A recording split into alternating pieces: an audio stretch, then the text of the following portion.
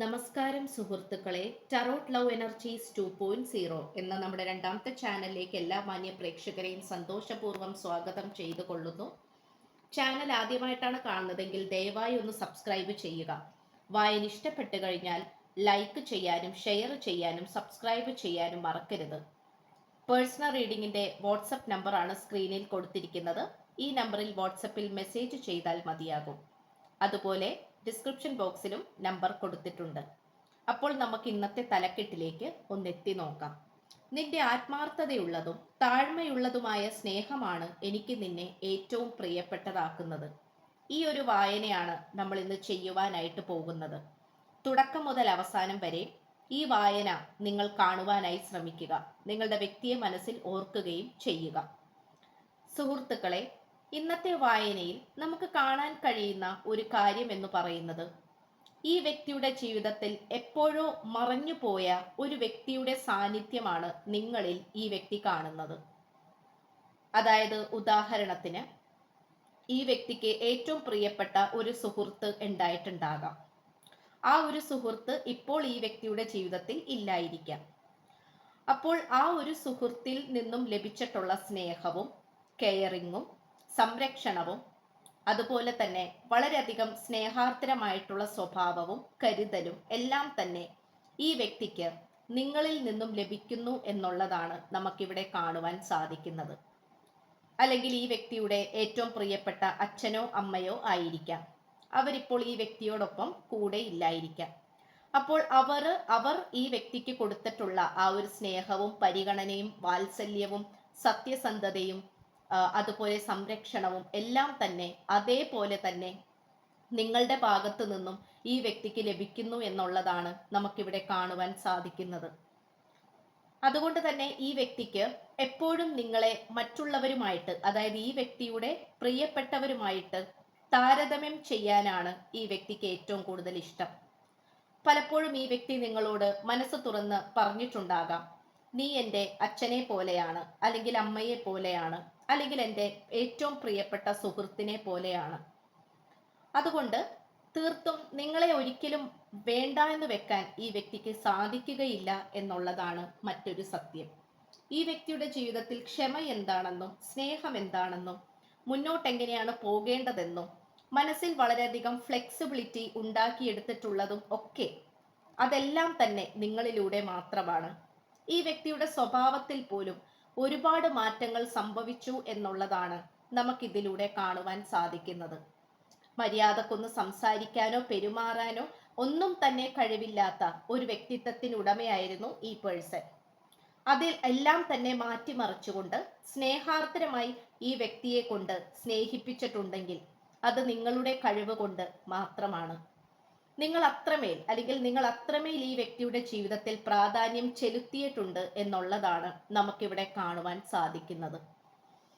നിങ്ങളുടെ താഴ്മയോട് കൂടിയുള്ള സ്വഭാവ രീതി, മനസ്സിലെ ചിന്തകൾ, തീരുമാനങ്ങൾ എല്ലാം തന്നെ ഈ വ്യക്തിയെ നല്ല രീതിയിൽ സന്തോഷിപ്പിക്കുന്നുണ്ട് എന്നുള്ളത് നമുക്കിതിലൂടെ വ്യക്തമായി കാണുവാൻ സാധിക്കുന്നുണ്ട്. ഇവിടെ നിങ്ങൾ യേശു ക്രിസ്തുവിനെ പ്രാർത്ഥിക്കുന്നവരായിരിക്കാം. യേശു ക്രിസ്തുവിന്റെ ഊർജമാണ് നമുക്ക് ഇന്നിവിടെ ലഭിച്ചിട്ടുള്ളത്. കർത്താവിന്റെ ഏറ്റവും പ്രിയപ്പെട്ട കാര്യം എന്ന് പറയുന്നത് ക്ഷമിക്കാനും പൊറുക്കാനും പറയുക എന്നുള്ളതാണ്. അത് തന്നെയാണ് ഈ പ്രണയബന്ധത്തിൽ നിങ്ങൾ ചെയ്തുകൊണ്ടിരിക്കുന്നത്. ഈ വ്യക്തി എന്തൊക്കെ ചെയ്താലും നിങ്ങൾ ക്ഷമിച്ചു കൊടുക്കുകയാണ്, പുറത്തു കൊടുക്കുകയാണ്. കാരണം നിങ്ങൾക്ക് അത്രമേൽ പ്രിയപ്പെട്ടതാണ് ഈ വ്യക്തി. ഈ വ്യക്തിയാണെങ്കിൽ പലപ്പോഴും ചെറിയ കുട്ടികളെ പോലെയാണ് നിങ്ങളുടെ അടുത്ത് പെരുമാറുന്നത്. വളരെ പെട്ടെന്ന് ദേഷ്യപ്പെടുക, വാശിപ്പുറത്ത് എന്തെങ്കിലുമൊക്കെ പറഞ്ഞു പോവുക, അതിനുശേഷം കിടന്നുകൊണ്ട് വിഷമിക്കുക, കരയുക, സഹതപിക്കുക ഒക്കെ ചെയ്യുന്ന ഒരു കുട്ടിയെ പോലെയാണ് ഈ വ്യക്തി പെരുമാറുന്നത്. ഈ വ്യക്തിയെ സംബന്ധിച്ചിടത്തോളം നിങ്ങളിലെ ഒരുപാട് മാറ്റങ്ങൾ ഈ വ്യക്തി അറിഞ്ഞു വരുന്നു എന്നുള്ളത് നമുക്ക് കാണാൻ കഴിയുന്ന ഒരു കാര്യമാണ്. ഈ വ്യക്തിക്ക് എല്ലാ തരത്തിലും നിങ്ങളോട് സ്നേഹം തോന്നിപ്പിക്കുന്ന സാഹചര്യങ്ങളാണ് വന്നുകൊണ്ടിരിക്കുന്നത്. ഇവിടെ യാതൊരു കാരണവശാലും ഈ വ്യക്തിക്ക് നിങ്ങളെ മാറ്റി പറയുവാനോ വേണ്ടാന്ന് വെക്കാനോ സാധിക്കുകയില്ല. നിങ്ങളുമായിട്ടുള്ള പ്രണയബന്ധം തുടങ്ങിയപ്പോൾ മുതൽ തൊട്ട് തന്നെ ഒരുപാട് സ്വപ്നങ്ങൾ മനസ്സിൽ വെച്ചുകൊണ്ടാണ് ഈ വ്യക്തി മുന്നോട്ട് പോയിക്കൊണ്ടിരുന്നത്. അതുകൊണ്ട് എല്ലാ തരത്തിലും വഴങ്ങിക്കൊണ്ട് സമാധാനപരമായിട്ടുള്ള രീതിയിൽ മുന്നോട്ട് പോകാൻ ഈ വ്യക്തി എപ്പോഴും താല്പര്യപ്പെടുന്നുണ്ട് എന്നുള്ളതാണ്. ഈ വ്യക്തിയെ സംബന്ധിച്ചിടത്തോളം നിങ്ങളെന്ന് പറയുന്നത് ഒരു നാഴികക്കല്ലാണ്. ആ നാഴികക്കല്ല് നല്ല രീതിയിൽ തന്നെ നേടിയെടുത്തിട്ടുണ്ടെങ്കിൽ അത് ഈ വ്യക്തി മാത്രമാണ്. ഈ വ്യക്തിയുടെ ജീവിതത്തിൽ എന്തെങ്കിലും വിജയം ഉണ്ടായിട്ടുണ്ടോ എന്ന് നിങ്ങൾ ചോദിക്കുകയാണെങ്കിൽ ഈ വ്യക്തി ആദ്യമേ തന്നെ പറയും നിങ്ങളെ ലഭിച്ചതാണ് ഈ വ്യക്തിയുടെ ഏറ്റവും വലിയ വിജയമെന്ന്. നിങ്ങളുടെ സ്നേഹം അനുഭവിക്കാൻ സാധിച്ചതാണ് ഈ വ്യക്തിയെ സംബന്ധിച്ചിടത്തോളം ഏറ്റവും വലിയ കാര്യമെന്ന്. അത്രമേൽ ഇഷ്ടമാണ് ഈ വ്യക്തിക്ക് നിങ്ങളെ.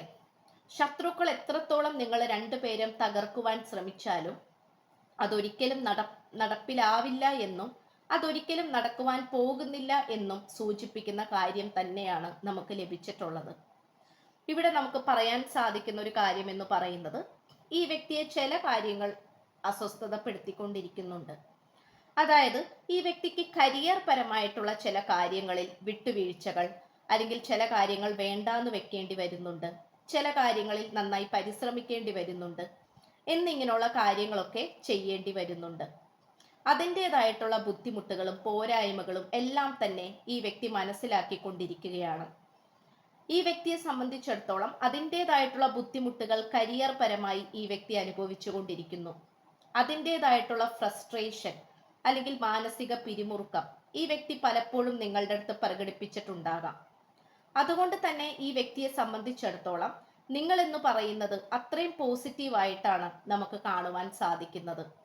പക്ഷെങ്കിൽ പോലും ചില സമയങ്ങളിൽ തൻ്റെ മാനസിക നില തെറ്റുന്നത് പോലെ അല്ലെങ്കിൽ ചില സമയത്ത് ഭയങ്കരമായിട്ട് ദേഷ്യം തോന്നിപ്പിക്കുന്ന രീതിയിലാണ് ഈ വ്യക്തി നിങ്ങൾക്ക് മുന്നിൽ പെരുമാറാറുള്ളത്.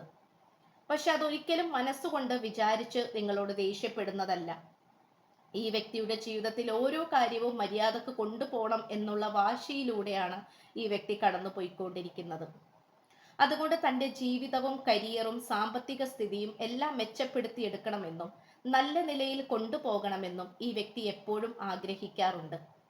പക്ഷെ എന്തുകൊണ്ടോ മുജ്ജന്മ പാപം എന്നുള്ള രീതിയിൽ അല്ലെങ്കിൽ മുജ്ജന്മത്തിൽ നിന്നും വന്നിരിക്കുന്ന ഏതോ ഒരു കർമ്മം എന്നുള്ള രീതിയിൽ ഈ വ്യക്തിക്ക് സാമ്പത്തിക പരമായിട്ടൊക്കെ ബുദ്ധിമുട്ടുകൾ വന്നുകൊണ്ടിരിക്കുന്നുണ്ട്. എപ്പോഴും ആവർത്തിച്ചു വന്നുകൊണ്ടിരിക്കുന്ന പല വിധത്തിലുള്ള ജോലിക്രമങ്ങൾ, അതായത് രാവില്ല പകലില്ല ഉറക്കമില്ലാതെ നല്ല രീതിയിൽ ജോലി ചെയ്യുന്ന അല്ലെങ്കിൽ നല്ല രീതിയിൽ ഹാർഡ് വർക്ക് ചെയ്യേണ്ടതായിട്ടുള്ള ഒരു ജോലിയായിരിക്കാം. അപ്പോൾ അതിൻ്റെതായിട്ടുള്ള പോരായ്മകളെല്ലാം നമുക്കിവിടെ കാണുവാൻ സാധിക്കുന്നുണ്ട്. നിങ്ങൾ ആഗ്രഹിക്കുന്നത് ഈ വ്യക്തിയുടെ ഭാഗത്ത് നിന്നും വളരെ റൊമാൻറ്റിക് ആയിട്ടുള്ള ഒരു സമീപനം ആയിരിക്കാം. എന്നാൽ ഈ വ്യക്തിക്ക് അതിനോടെല്ലാം ആഗ്രഹമുണ്ടെങ്കിൽ പോലും പലപ്പോഴും അതൊന്നും നിങ്ങൾക്ക് മുന്നിൽ ചെയ്യാൻ സാധിക്കാറില്ല എന്നുള്ളതാണ് മറ്റൊരു സത്യം. പക്ഷെ അത് മനസ്സുകൊണ്ട് വേണ്ട എന്ന് വിചാരിച്ചിട്ടല്ല, ഒരിക്കലുമല്ല. കാരണം ഈ വ്യക്തിയുടെ കരിയർ പരമായിട്ടും മറ്റു വ്യക്തിപരമായിട്ടുള്ള ഒരുപാട് ഉത്തരവാദിത്തങ്ങളാണ് ഈ വ്യക്തിയെ ആ ഒരു രീതിയിലേക്ക് കൊണ്ടുപോയിക്കൊണ്ടിരിക്കുന്നത്. ചില സമയത്ത് നിങ്ങളെ വേണ്ട എന്ന് പറഞ്ഞു വാശിയേറി ഈ വ്യക്തി ഒരുപാട് ദൂരേക്ക് അകന്നു മാറിപ്പോയിട്ടുണ്ടാകാം. പക്ഷെ അത് കേവലം ഒരു വാശി മാത്രമാണ്. ആ വാശിക്ക് മുന്നിൽ ഈ വ്യക്തി ജയിക്കാനോ പരാജയപ്പെടാനോ ഒന്നിനും നിൽക്കാറില്ല.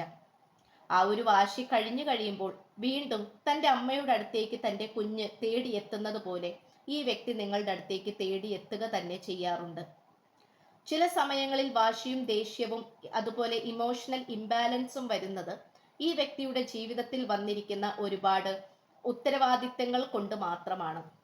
അതിൽ പലതും ഈ വ്യക്തിയുടെ പ്രധാനപ്പെട്ട ഉത്തരവാദിത്തങ്ങളാണ്. അത് പലതും താൻ സ്വന്തമായി നിറവേറ്റണമല്ലോ എന്ന് വിചാരിക്കുമ്പോൾ മാത്രം ഉണ്ടാകുന്ന ഒരു മാനസിക പിരിമുറുക്കമാണ് ഈ വ്യക്തിയെ ചില സമയങ്ങളിൽ നിങ്ങളോട് ദേഷ്യപ്പെടുത്തിപ്പിക്കുന്നത്. ഇത്രയുമാണ് നമുക്ക് ലഭിച്ചിട്ടുള്ളത്. എന്തു തന്നെയായാലും വളരെ മനോഹരമായിട്ടുള്ളൊരു വായനയാണ് ഇന്ന് നമുക്ക് ലഭിച്ചിട്ടുള്ളത്. നിങ്ങൾ അത്രയും താഴ്മയോടുകൂടി നിൽക്കുന്നത് കൊണ്ടും ആത്മാർത്ഥമായി നിൽക്കുന്നത് കൊണ്ടും മാത്രമാണ് ഈ വ്യക്തിക്ക് എപ്പോഴും നിങ്ങൾ പ്രിയപ്പെട്ടതായിക്കൊണ്ടിരിക്കുന്നത്. അതങ്ങനെ തന്നെ തുടരട്ടെ എന്ന് ആശംസിച്ചുകൊണ്ട് വായന നിർത്തുകയാണ്. സ്ക്രീനിൽ കാണിക്കുന്ന നമ്പറാണ് പേഴ്സണൽ റീഡിങ്ങിന്റെ വാട്സപ്പ് നമ്പർ. ഈ നമ്പറിൽ വാട്സപ്പിൽ മെസ്സേജ് ചെയ്തു കഴിഞ്ഞാൽ പേഴ്സണൽ റീഡിങ്ങിന്റെ വിശദാംശങ്ങൾ അവിടെ അറിയിക്കുന്നതായിരിക്കും. നമ്മുടെ ചാനൽ ആദ്യമായിട്ടാണ് കാണുന്നതെങ്കിൽ ഉറപ്പായിട്ടും ഒന്ന് സബ്സ്ക്രൈബ് ചെയ്യുക. വായന ഇഷ്ടപ്പെട്ടു കഴിഞ്ഞാൽ ലൈക്ക് ചെയ്യാനും ഷെയർ ചെയ്യാനും സപ്പോർട്ട് ചെയ്യാനും മറക്കരുത്.